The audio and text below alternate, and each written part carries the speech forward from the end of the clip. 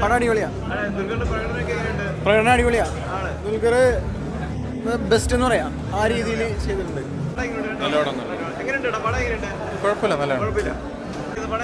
നല്ല പടം, അടിപൊളി പടം, കൊള്ളാം. ഓ, ദുൽഖറൊക്കെ പൊളിച്ചു, പൊളി. സ്റ്റോറി കൊള്ളാം, നല്ലൊരു ഇൻസ്പയർഡ് ആയിട്ടെന്ന് പറയുന്നത് പക്കയാണ്. ഇൻസ്പയർഡ് ആയിട്ട് നല്ലൊരു മൂവി തന്നെയാണ്. റെട്രോ മേക്കിംഗ് പഴയ ആ വൈബ് തന്നെ പിടിച്ചിട്ടുണ്ട്. ഒരു എസ്തെറ്റിക് റെട്രോ മോഡ്, അത് നല്ല. ആ പിന്നെ സത്യം പക്ക സൂപ്പർ ടോപ്പ് നോച്ച് ആണ്. അതിൽ ഡയറക്ഷൻ, പിന്നെ ബാക്ക്ഗ്രൗണ്ട് സ്കോർ ആയാലും എല്ലാവരുടെ ആക്ടിങ്ങും, എല്ലാവരും സമുദ്രകനി, ദുൽഖർ, മറ്റേ ഭാഗ്യശ്രീ, പിന്നെ ആ പുതിയ കുട്ടി ദുൽഖറിൻ്റെ മോളായിട്ട് അമ്മയായിട്ട് അഭിനയിച്ചു, മറ്റേ വൈഫായിട്ട് അഭിനയിച്ചു. റാണ ഓൾസോ അടിപൊളിയാണ്. ഒരു നല്ല ടോപ്പ് നോച്ചായിട്ടാണ് എടുത്തത്. അത് ആഫ്റ്റർ ഇൻ്റർവെല്ലിൽ ഒരു പടം ഒരു ത്രില്ലർ മോഡിലേക്കാണ് പോകുന്നത്. ലാസ്റ്റ് അത് നല്ല മസ്റ്റ് തിയേറ്റർ വാച്ച് തന്നെയാണ് പടം. അല്ലല്ലോ, ഒറിജിനൽ തമിഴാണ്. തമിഴിൽ നിന്നാണ് അതിന് ഇത് ചെയ്യുള്ളൂ. സ്റ്റേറ്റ് അല്ലെങ്കിൽ നാഷണൽ ലെവലിലുള്ള പെർഫോമൻസ് ഉണ്ട്. അത് കറക്റ്റ് ഇല്ല അത് ആ ഇതിൽ തന്നെ രണ്ട് ഇതായിട്ടാണ് കാണിച്ചേക്കുന്നത്.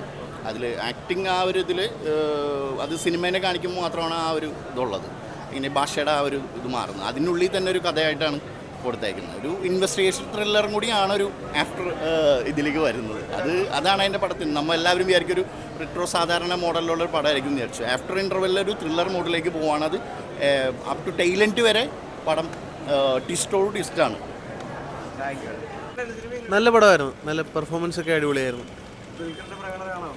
തീർച്ചയായിട്ടും ദുൽഖർ നമ്മൾ ഇപ്പം ദുൽഖറിന് സ്റ്റേറ്റ് അവാർഡൊക്കെ കിട്ടിയിട്ടുണ്ടെങ്കിൽ പോലും എല്ലാ ഭാവങ്ങളും പ്രകടമാക്കാൻ പറ്റിയ ഒരു സിനിമയാണ്. ഇപ്പോൾ ഡാൻസും കുറച്ച് ഡാൻസേ ഉള്ളൂ, പക്ഷേ ആ സാധനമൊക്കെ അടിപൊളിയായിട്ട് പുള്ളി ചെയ്തിട്ടുണ്ട്. പെർഫോമൻസിൻ്റെ കാര്യത്തിൽ എല്ലാ നവരസങ്ങൾ പ്രകടിപ്പിക്കാൻ പറ്റിയ ഒരു സിനിമയായിരുന്നു.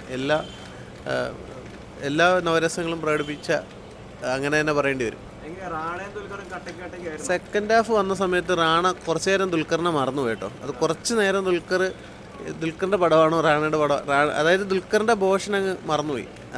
ആ രീതിയിലൊന്ന് തുടക്കം വന്ന കുറച്ച് സമയം അത് റാണ കൊണ്ടുപോയി. അതെ ഫസ്റ്റ് ഹാഫ് പതിയെ തുടങ്ങി, സെക്കൻഡ് ഹാഫ് വരുമ്പോൾ ഒരു ത്രില്ലർ മോഡിലേക്ക് പടം പോകുന്നുണ്ട്. അപ്പോൾ അത് അവസാന നിമിഷം വരെ നമ്മളെ എൻഗേജ് ചെയ്ത് കൊണ്ടുപോകുന്നുണ്ട്. അടിപൊളി.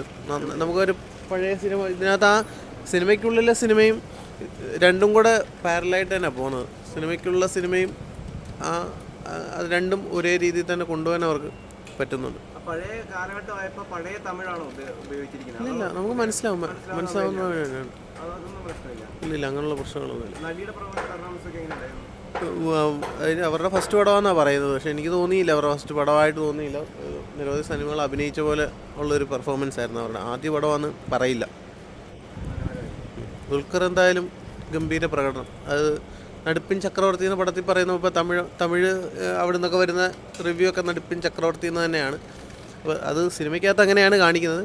അത് പക്ഷേ പുള്ളിക്ക് അർഹതപ്പെട്ടത് തന്നെയാണ്. നമ്മൾ ഇപ്പം ലക്കി ഭാസ്കറിനൊക്കെ സ്റ്റേറ്റ് അവാർഡ് കിട്ടിയപ്പോൾ പലരും ചോദിച്ചു അതൊക്കെ എന്തിരിക്കുന്നു അഭിനയിക്കാനെന്ന് ചോദിച്ചായിരുന്നു. പക്ഷേ ഈ സിനിമയിലേക്ക് വന്നപ്പം അതായത് എല്ലാ രസങ്ങളും, ക്രൂരനായവൻ്റെ അടുത്ത് ക്രൂരനാവും, റൊമാൻറ്റിക്കാവേണ്ട അടുത്ത് റൊമാൻറ്റിക്കാണ്, മാസാവേണ്ട അടുത്ത് മാസമായിട്ട് എല്ലാ ഭാവങ്ങളും പ്രകടിപ്പിക്കാൻ പറ്റിയ ഒരു ക്യാരക്ടറാണ് പുള്ളിയുടെ റോള്. പുള്ളിയുടെ കയ്യിലത് ഭദ്രമാണ്. എന്തായാലും നല്ലൊരു സിനിമയാണ്. തിയേറ്റർ വാച്ച് പടം തന്നെയാണ്. OTT വേണ്ടി ആരും വെയിറ്റ് ചെയ്തത്. OTT കണ്ടു കഴിഞ്ഞാൽ ഒരു പക്ഷേ ഇത് ഡൈജസ്റ്റ് ആവാൻ സാധ്യത കുറവാണ്. മസ്റ്റ് തിയേറ്റർ വാച്ച് മൂവിയാണ്.